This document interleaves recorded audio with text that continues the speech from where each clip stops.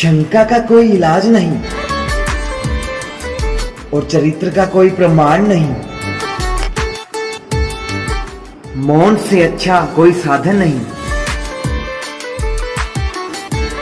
और शब्द से तीखा कोई बाण नहीं। राधे राधे। मैं समय हूं, आओ मैं तुम्हें ले चलता हूं युद्ध भूमि की ओर। युद्ध में अपनों ही के खिलाफ शस्त्र लगभग त्याग ही दिए हैं अर्जुन ने, लेकिन अब वासुदेव कृष्ण अर्जुन को वो ज्ञान देने वाले हैं जिसे सुनकर न केवल अर्जुन अपितु कोई भी हो अपना कर्म करने के लिए तत्पर हो जाएगा। आप मेरे सारथी हैं माधव। इस युद्ध में ही नहीं, जीवन के मार्ग में भी। आज मेरी आत्मा के सारथी बन जाइए। आज मेरी आत्मा को सत्य के मार्ग के दर्शन करवाइए। मुझसे वो कहिए माधव जिसे सुनकर मैं इस निर्बलता से दूर हो जाऊं। मैं इस दुविधा के चक्कर से निकल जाऊं। पार्थ, यदि जल की धारा में मुट्ठी डालोगे पार्थ, तो हाथ में जल नहीं आएगा। यदि जल की धारा में अंजुलि डालोगे तो हाथ में जल आएगा। मुट्ठी अहंकार है पार्थ और अंजुलि समर्पण। यदि समर्पण की अंजुलि डालोगे तो सत्य का ज्ञान अर्जित कर पाओगे पार्थ। समर्पण करो पार्थ। मैं समर्पण करता हूं माधव।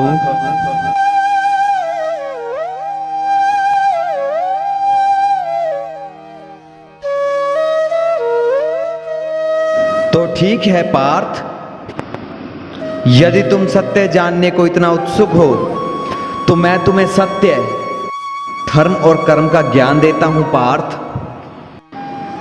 मैं तुम्हें सत्य, धर्म और कर्म का महत्व समझाता हूं पार्थ। तो ठीक है पार्थ, मैं तुम्हें वो ज्ञान देता हूं जो मानवता को चिरकाल तक उनका मार्गदर्शन करता रहेगा, उनका सहयात्री और सारथी बनेगा। तो समर्पण भाव से सुनो पार्थ।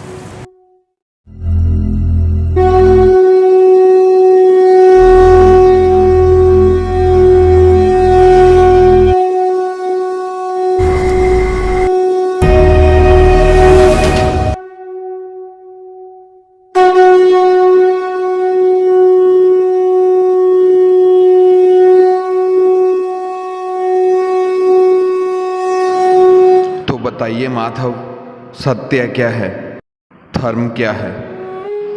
सत्य, धर्म और कर्म ये सब हमारे मन के उत्पाद होते हैं पार्थ। जब तक हमारा मन भ्रम और संशय में रहता है तब तक सत्य के दर्शन नहीं होते।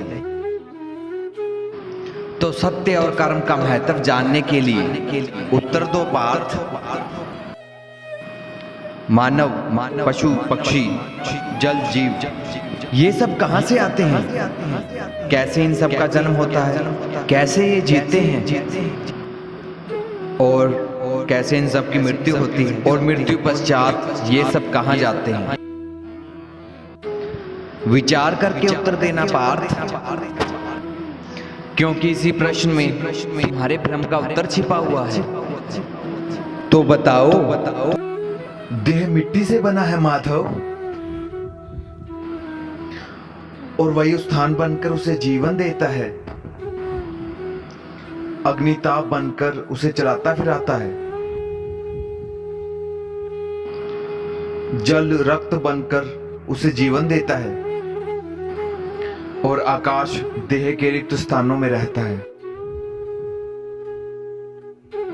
इसी प्रकार इन्हीं 5 प्रकार के महाभूतों से देह का निर्माण हुआ है माधव, और मृत्यु पश्चात इन्हीं 5 महाभूतों में इसका विलय हो जाता है।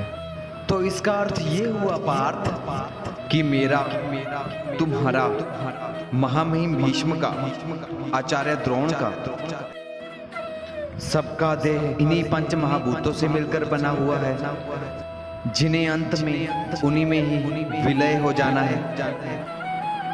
तो मोह किसका पार्थ? इस मिट्टी से बनी देह का। तो क्या यह देह महत्वपूर्ण नहीं है माधव? इसी देह से हम अपना रूप और परिचय पाते हैं। यदि ऐसा है पार्थ, तो मनुष्य की मृत्यु के पश्चात उसकी देह को नष्ट क्यों कर दिया जाता है?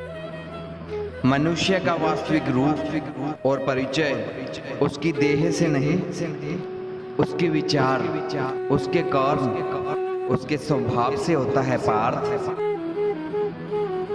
जब मनुष्य का देह नष्ट हो जाता है पार्थ, इस संसार में नहीं रहता, तो मनुष्य के कर्म और विचार उसका परिचय बनकर इस संसार में रहते हैं पार्थ।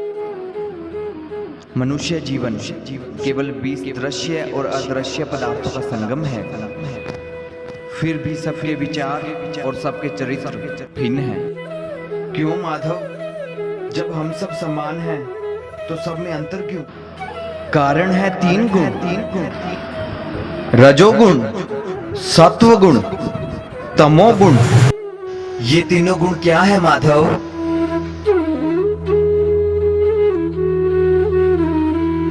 तमस का अर्थ है अंधकार,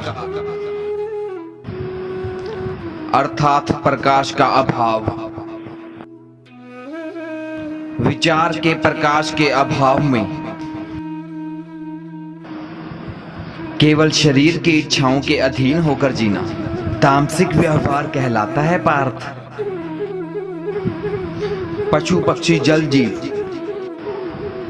ये सब इसी श्रेणी में आते हैं पार्थ।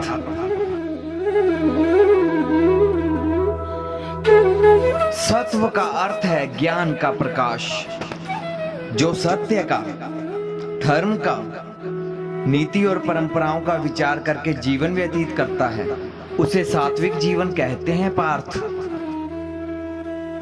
और इन दोनों गुणों के मध्य होता है रजोगुण, अर्थात ऐसा मनुष्य जिसमें ज्ञान है, विचार करने की शक्ति है, परंतु वो मन और शरीर की क्षुद्र इच्छाओं से बंधा रहता है। ऐसा मनुष्य अंधकार और अहंकार के साथ जीता है। इन्हीं तीनों गुणों की न्यून या अधिक मात्रा के मेल से मनुष्य का स्वभाव बनता है। प्रत्येक मनुष्य दूसरे मनुष्य से भिन्न होता है।